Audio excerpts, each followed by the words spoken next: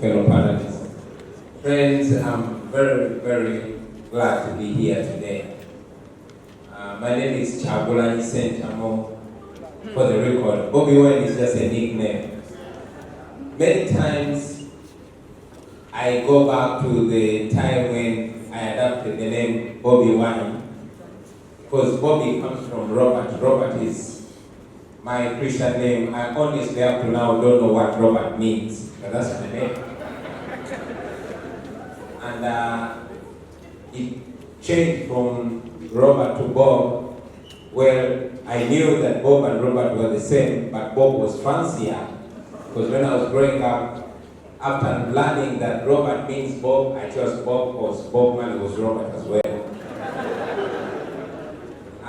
That name I got from my mother. I was named in 1982 when I was born after one then great African revolutionary called Robert Mugabe. Yeah. When I was at school,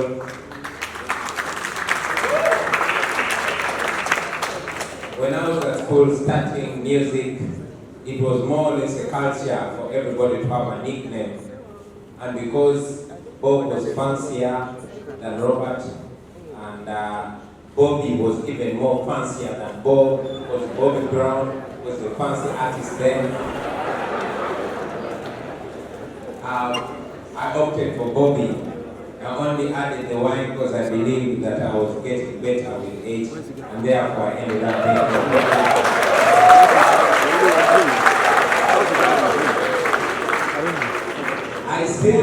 I still feel the regret, because if I knew that I would grow up to be a proud African, I would probably choose a nickname that sounds more African. Ladies and gentlemen, it's my first time to come to Nigeria.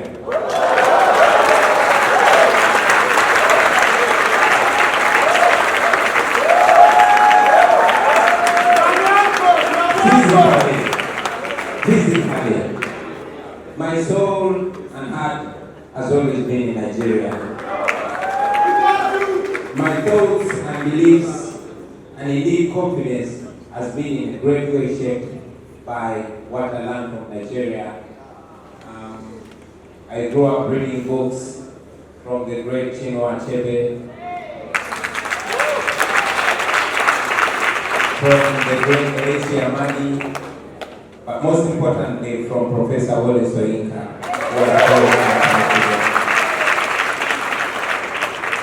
And not only me, ladies and gentlemen, but my generation in Uganda and in East Africa has been shaped by the confidence and vibe that we get from Nigeria. You guys should clap for yourselves.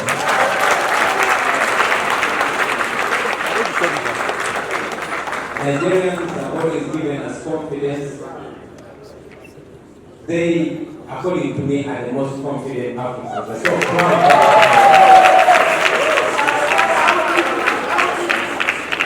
And if I was speaking to you back in the day before these borders were drawn in our beautiful continent, I would be confident enough to claim that I'm a Nigerian too. That said, ladies and gentlemen, I could not be prouder for the reason that brings me to Nigeria. We are here to celebrate the life and times of a great African son, Felabration. Ladies and gentlemen, I probably would have come to Nigeria as an artist or as an activist for any other reason, but to see that we are here to celebrate a man that touched me personally, and I believe touched thousands, if not millions of Africans, is a great thing. Felabration was not known to me in my initial time. Like any other African youth delving into art, yeah, I was greatly inspired by the South African music, especially in the times before South Africa was finally free. Those struggle songs of Chico, of Yvonne Chaka Chaka, of Lucky Dube, and all those revolutionary artists But there's this one other guy from Nigeria that I got to learn about differently. For starters, I come from the ghetto. I come from the biggest slum in Kampala, Uganda, called Kamocha. Although I had the rare opportunity, unlike many of the people that I grew up with, to go to school and get a basic education, I was another common artist. And indeed, when I became an artist, like many other artists, my desire was to sing about the fancy things. So my music started out as, building ghetto confidence. This ghetto is bigger than that ghetto. Or we're stronger, we can win that group in a fight. Or we are singing about the booty of the girls, and we're singing about the parties and so on and so forth. And as we grew up, we noticed, or I personally noticed, that indeed we were teachers, we were influencers. I noticed that so many young men and women were influenced in fancy life, into alcohol, into hard drugs, and many other things. It was influence. It came to a time when corporate companies were indeed paying us to just pose with their drinks, because that is the kind of influence we had with the youth. If I posed with the Guinness or with the Nile special beer, the company would be sure that the generation is going to, consume that, and that was the case. We were teachers, very busy teaching our generation nonsense. Like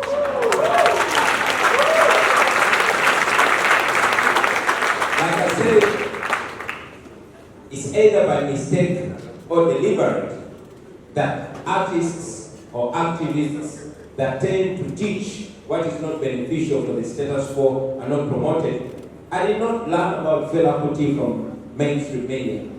I never watched any of his videos on national TV, and I never heard his music on national radio. It is just a friend that told me about Felabration, and when I went on searching about him, it blew my mind, ladies and gentlemen. So 10 years ago, I personally took a decision to change the genre of my music from entertainment to edutainment. We call it edutainment, one, because music was a very influential and effective mode of communication. But most importantly, we knew that that was the easiest way to send messages to those people that, one, did not get the rare opportunity of going to school. And even those that went to school, ladies and gentlemen, I don't know how it is here, but back home and in many parts of Africa that I've gone to, education is not a very entertaining thing. And many young men and women are actually forced to learn the things they learn at school. So when I changed my music, initially it was talking about the social issues, the poverty, the behavior change,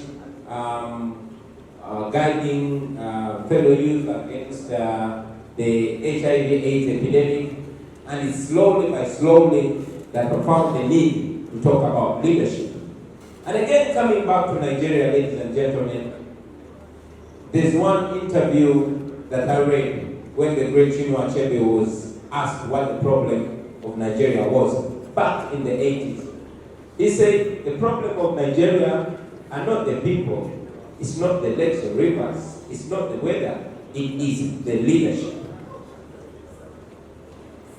It got into me, and I probed deeper into the leadership that we were having. And indeed, that question was alive, the answer was alive, and it continues to be alive where I come from, in particular in Uganda, the leadership. So we started talking about the leadership and challenging the leadership, talking about things that matter. I've been discussing with many of my friends back home, and indeed here, that Fela is a man that lived before his time. I wish we had a Fela today, or many other Felas today.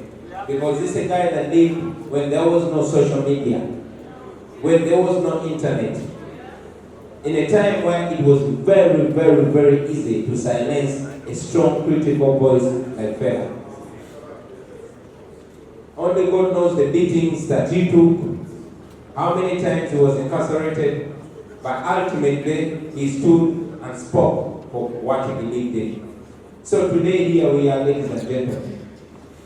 Personally, after taking that decision of stopping to teach nonsense and being able to teach some sense whenever I could, as expected, in our time, with the benefits of internet, social media, and the big youth bulge that we have in Africa, there was wide communication. We benefited from that. Needless to say, the powers that be were not asleep to that. As I speak now, there's been so many benefits to me and those that think like me, having emulated Fela. But yes, many, many disadvantages as well. As we speak today, my music is banned in my country. My concerts are abolished in my country. And yes, my public appearances are abolished in my country. We cannot meet, I cannot be able to address people in my own country as I'm doing here. Why? Because I'm an artist that is using music to communicate to the brains of the people.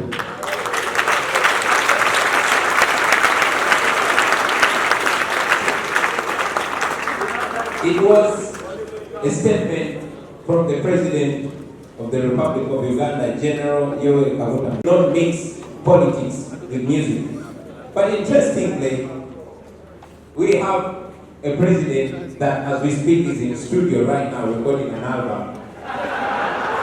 Why? Because it has been realized that music is the most powerful means of communication.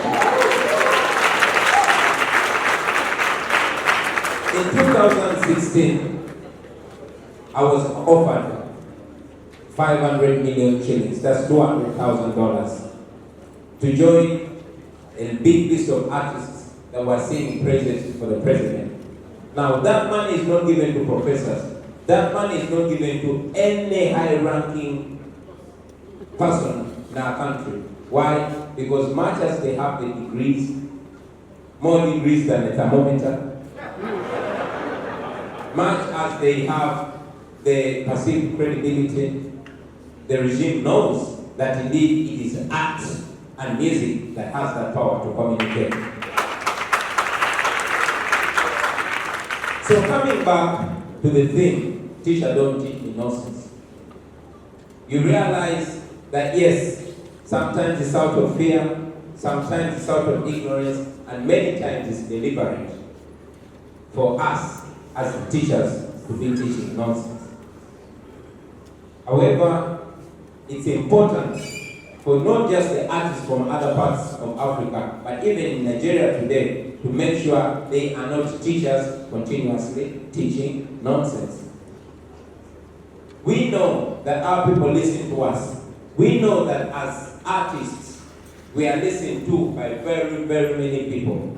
People listen to us. Some of them, actually, most of them pay to listen to us. That's a big, big blessing.